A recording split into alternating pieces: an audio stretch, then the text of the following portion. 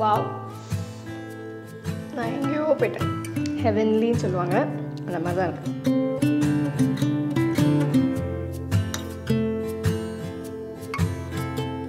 எல்லாருக்கும் வணக்கம். நான் Hema Subramanian. Welcome to home cooking Tamil. பொதுவாக ஏதாவது சிம்பிளாக ஈஸியாக செய்யணும், நல்லா காரசாரமாக இருக்கணும், அதே மாதிரி சாப்பிட்ட உடனே நல்லா திருப்தியாக அந்த ஃபீலிங் இருக்கணும்னா நம்மளுக்கு அந்த காரக்குழம்பு தான் சொல்லுவேன் நான். காரக்குழம்புல நிறைய வெரைட்டிஸ் இருக்குது. இன்றைக்கி நான் உங்களுக்கு காட்ட போகிறது என்னோடய ஸ்டைலில் நான் செய்கிற காரக்குழம்பு. கத்திரிக்காய் போட்டு நம்ம செய்ய போகிறோம். ஸோ வாங்க இப்போ நம்ம இந்த கத்திரிக்காய் காரக்குழம்பை எப்படி செய்யறதுன்னு பார்ப்போம். இந்த மாதிரி ஒரு கடாயில் ஃபஸ்ட்டு நான் ஒரு 4 டேபிள் ஸ்பூன் நல்லெண்ணெய் ஊற்றுறேன். ஸோ 4லேருந்து 5 டேபிள் ஸ்பூன் ஊற்றிக்கலாம் நீங்கள். ஸோ ஆக்சுவலி நல்லா காஞ்சிருச்சு கடாய். இப்போ இதில் நான் 1 டீஸ்பூன் கடுகு, 1 டீஸ்பூன் ஜீரகம், 1/2 டீஸ்பூன் வெந்தயம், 2 காஞ்ச மிளகா உடச்சி அதுவும் சேர்க்குறேன். ஃபஸ்ட்டு இதில் நம்ம லைட்டாக வதக்கிக்கலாம். அப்படி கடுகு நல்லா பொரிய ஆரம்பிச்சிருச்சு. இப்போ நான் இதில் ஒரு பெரிய வெங்காயம் பொடியை நறுக்குனது அதை சேர்க்குறேன்.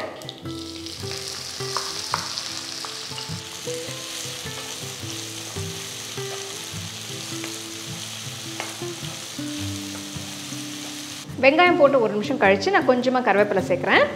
அப்புறம் லாஸ்ட்டில் இன்னும் கொஞ்சம் சேர்த்துக்கலாம். அடுத்து இதில் ஒரு 25 சின்ன வெங்காயம் அதுவும் வச்சுருக்கேன், அதுவும் சேர்க்க போகிறேன். அடுத்து நான் ஒரு 25 ஃப்ரெஷ்ஷான பூண்டு பல் அதுவும் சேர்க்குறேன். இப்போ நம்ம காரக்குழம்புக்கு இதெல்லாம் போட்டால் தான் நல்ல ஃப்ளேவர் கிடைக்கும்.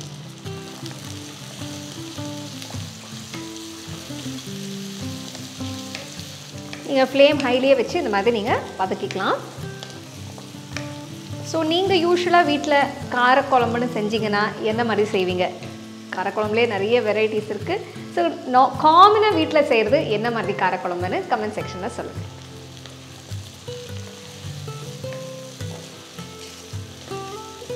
ஸோ ஒரு 5 நிமிஷம் இது நல்லா வதங்கின பிறகு இப்போ நான் இதில் தக்காளி சேர்க்குறேன். இதில் நான் ஒரு பெரிய தக்காளி நல்லா பொடியாக நறுக்கி சேர்க்குறேன்.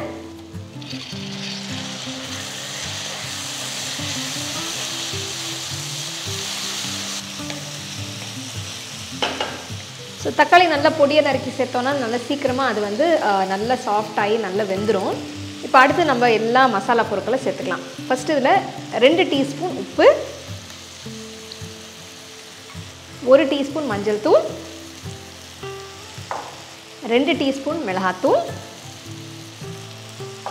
2 டீஸ்பூன் தனியாத்தூள், 2 டீஸ்பூன் சாம்பார் பொடி எல்லாத்தையும் சேர்த்து நல்லா மிக்ஸ் பண்ணிவிடுங்க.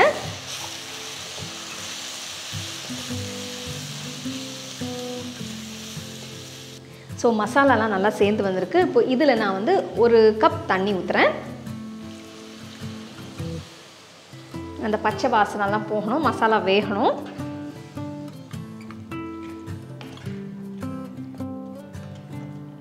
ஆக்சுவலி இந்த ரெசிபி பார்த்திங்கன்னா ரொம்ப சிம்பிள், குயிக்காக நீங்கள் ஒரு 20 மினிட்ஸில் செஞ்சிடலாம். இந்த காரக்குழம்பு நீங்கள் ரைஸ்க்கு மட்டும் இல்லை, தயிர் சாதத்தை தொட்டு சாப்பிட்லாம், தோசைக்கெலாம் தொட்டு சாப்பிட்லாம், அவ்வளோ சூப்பராக இருக்கும். நீங்கள் செஞ்சு வச்சிங்கன்னா ஒரு 4 டேஸ் வரைக்கும் ஃப்ரிட்ஜில் ஃப்ரெஷ்ஷாக சூப்பராக இருக்கும்.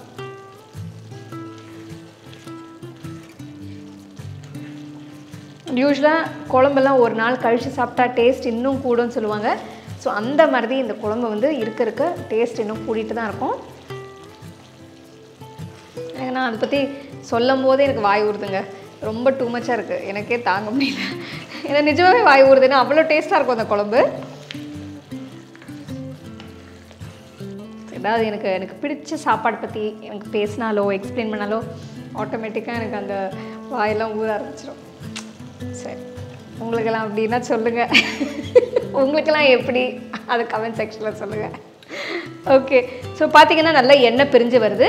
இந்த ஸ்டேஜில் நான் 1 கப் புளி தண்ணி நல்லா திக்காக கரைச்சி வச்சுருக்கேன், அதை சேர்க்க போகிறேன். ஸோ புளி தண்ணி நல்ல திக்காக இருக்குது, திக்காக கரைச்சி வச்சுருக்கேன். இப்போ இன்னொரு கப் தண்ணி சேர்த்து நம்ம கத்திரிக்காவை போட்டுடலாம். பார்க்கும்போதே கலர் பாருங்கள் எவ்வளோ சூப்பராக இருக்குன்னு.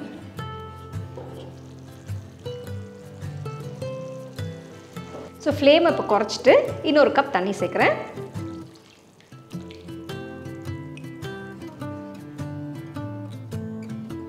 ஸோ புளியில் வந்து நம்மளுக்கு 2-3 வெரைட்டி கிடைக்கும் மார்க்கெட்டில். இந்த கருப்பாக ஒரு புளி வரும், அப்புறம் கொஞ்சம் லைட்டாக ஒரு புளி வரும். ஸோ அந்த மாதிரி லைட் கலர் எடுத்துக்கிட்டிங்கன்னா உங்களுக்கு கலரும் ஃப்ளேவரும் நல்லாயிருக்கும். அந்த ரொம்ப கருப்பாக இருக்கிற புளி எடுக்காதீங்க, ஏன்னா அது கலரை ரொம்ப மாற்றிட்டு ஃப்ளேவர்ஸும் கொஞ்சம் டிஃப்ரெண்ட்டாக இருக்கும், அந்த வேண்டாம். இப்போ அடுத்தது வந்து நான் ஒரு 4 பெரிய கத்திரிக்காய் வச்சுருக்கேன். அந்த நீளமான கத்திரிக்காய் பார்த்திங்களா, இந்த மாதிரி கத்திரிக்காய். இது வந்து இப்படி 4 ஸ்லைஸ் பண்ணி தண்ணியில் போட்டு வச்சுருக்கேன். இதை வந்து இப்போ குழம்புல நம்ம சேர்த்துடலாம். தண்ணியில் போட்டு வச்சா உங்களுக்கு கலர் மாறாமல் இருக்கும், இல்லைனா அப்படியே கருத்து போயிடும். ஸோ அதனால் தண்ணியில் போட்டு வச்சுருந்தேன்.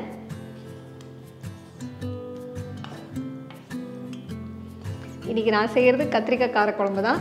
ஆனால் மைண்டெல்லாம் கருவாட்டு குழம்பு மேலே தான் இருக்குது. ஸோ நெக்ஸ்ட் நான் அது செய்கிறேன் உங்களுக்கு. ஸோ கருவாட்டு குழம்பு ரொம்ப பிடிக்கும் எனக்கு. இந்த டேஸ்ட்டு ஃப்ளேவர்ஸ் எல்லாம் அஃப்கோர்ஸ் ஒரு வீட்டில் செஞ்சானா தெருவே ஸ்மெல் வரும். பட் அது இன்னொரு எபிசோடில் நம்ம பேசுவோம். இப்போ நம்ம கத்திரிக்காய் கார குழம்பு தான் இன்றைக்கி நம்ம பேச போகிறோம்.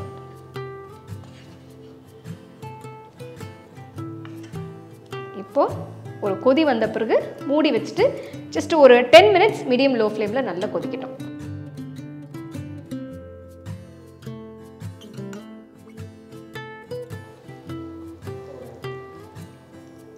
கடாயை மூடி ஒரு 10 நிமிஷம் மீடியம் ஃப்ளேமில் நல்லா வேக விடுங்க.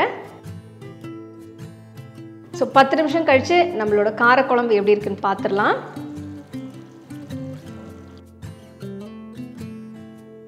பாருங்கள், எண்ணெய் எல்லாம் சூப்பராக பிரிஞ்சு வந்திருக்கு. கத்திரிக்காய்லாம் அவ்வளோ சூப்பராக வெந்திருக்கு பாருங்கள். இப்போ இந்த ஸ்டேஜில் நீங்கள் உப்பு பார்த்து தேவைப்பட்டால் போட்டுக்கலாம். பட் நான் உப்பு கரெக்டாக போட்டேன், ஸோ அப்போவே செக் பண்ணிட்டேன். இப்போ நான் இதில் வந்து இந்த ஃப்ளேவர்ஸ் எல்லாம் கொஞ்சம் பேலன்ஸ் பண்ணுறதுக்காக கொஞ்சமாக வெல்லம் சேர்க்குறேன். இது 1 டீஸ்பூன் வெல்லம். இது சேர்த்திங்கன்னா உங்களுக்கு டேஸ்ட் இன்னும் 2 மடங்கு கூடும். ஓகே, ஸோ இதை ஆட் பண்ணுறேன். சப்போஸ் உங்களுக்கு இந்த லைட் மைல்ட் ஸ்வீட்டஸ் பிடிக்கலன்னா நீங்கள் இதை ஆட் பண்ண தேவையில்லை. ஆக்சுவலி ஸ்வீட்டாக ஒன்றும் இருக்காது, அந்த ஃப்ளேவர்ஸை கொஞ்சம் நல்லா பேலன்ஸ் பண்ணிடும். ஸோ ஃப்ளேமை குறைச்சிட்டு கடைசியில் இன்னும் கொஞ்சம் ஃப்ரெஷ்ஷான கருவேப்பிலையை போட்டு நம்ம இப்போ நம்மளோட கத்திரிக்காய் காரக்குழம்பை இறக்கிடலாம்.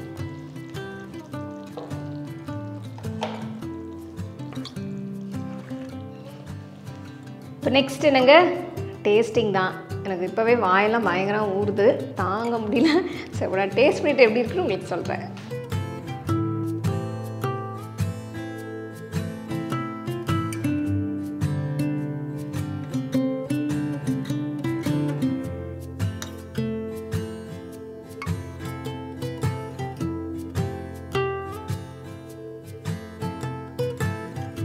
கத்திரிக்காய் காரக்குழம்பு டேஸ்ட் பண்ணுறதுக்கு நான் வெயிட் பண்ணிகிட்ருக்கேன். கொஞ்சம் சாதம் வச்சுக்கிட்டு அந்த கத்திரிக்காய் குழம்பு பாருங்கள் எப்படி இருக்குன்னு. கத்திரிக்காய் பீஸோட சின்ன வெங்காயம், பூண்டு இது எல்லாமே எடுத்து இப்படி ரைஸில் ஊற்றி, எனக்கு இதில் இருக்கிறது எல்லாமே பிடிக்கும். புளி, சின்ன வெங்காயம், பூண்டு, கத்திரிக்காய் எல்லாமே பிடிக்கும், வெல்லம். ஸோ காம்பினேஷன் செம்ம காம்பினேஷன். இப்போ இதை டேஸ்ட் பண்ணி பார்த்துடலாம். கத்திரிக்காய்லாம் அப்படியே கரையுதுங்க.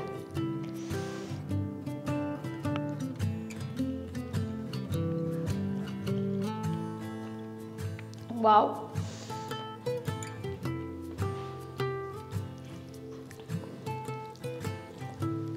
நான் எங்கேயோ போயிட்டேன், அங்கே போயிட்டேன்.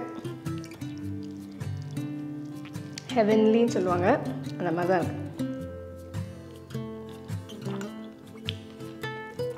ஒன்றுமே வேண்டாங்க, அதுக்கு சைடில் பொரியல் எதுவுமே வேண்டாம்.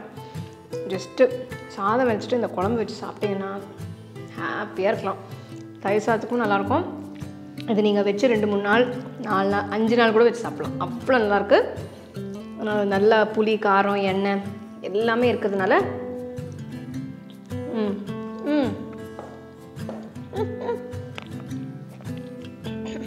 விட்டா நான் அப்படியே ஃபுல்லாக சாப்பிட்டே இருப்பேன். என்னோடய எக்ஸ்ப்ரெஷன்லேயே உங்களுக்கு தெரிஞ்சிருக்கும், அவ்வளோ டேஸ்ட்டாக இருந்தது. கண்டிப்பாக நீங்கள் அதை ட்ரை பண்ணிவிட்டு எப்படி இருந்தது எனக்கு கமெண்ட் செக்ஷனில் சொல்லுங்கள். மீண்டும் இன்னொரு சூப்பரான ரெசிபியோடு உங்களை சந்திக்கிறேன். நன்றி, வணக்கம். ரெடி? இந்த மாதிரி நல்ல ஒரு வைடாக 1/2 டீஸ்பூன் இது பேர் என்ன வெந்தயம். இது ஒரு 25 இது சேர்க்குறேன்.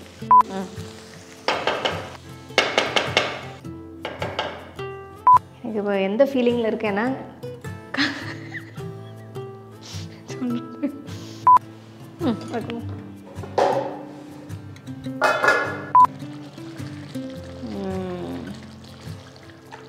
ஸோ நம்மளோட கத்திரிக்காய் வாயில் அப்படியே கரையும்னு நினைக்கிறேன்.